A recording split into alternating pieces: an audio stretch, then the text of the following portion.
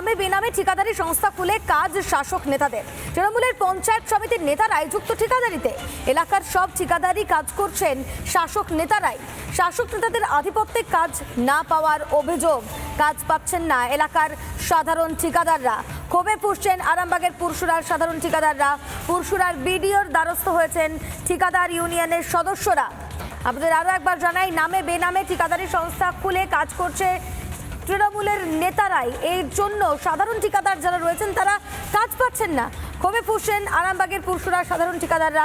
পুরসুরার বিডিওর দ্বারস্থ হয়েছেন ঠিকাদার ইউনিয়ন সদস্যরা। রাজীব মল্লিক ঠিকাদার ইউনিয়নের সভাপতি, তিনি ঠিক কি বলছেন শোনাই আপনাদের। এই যে নেতৃত্ব বা এর আগে একটা রেগুলেশন আগের বিডিও স্যার যখন ছিলেন তখন করেছিল যে পঞ্চায়েত সমিতির যারা মেম্বার তাদের বাড়ির লোক, ফ্যামিলির লোক, স্ত্রী বা তাদের নিজস্ব নামে কোনো যদি পেপার থাকে সেই পেপারগুলো কাজ করবে না বা স্টাফ যারা হবে করবে না। তারপর থেকে সেটা কার্যকর হয়, করছিল না, কিন্তু এখন থেকে দেখছি আবার সেইগুলো হচ্ছে।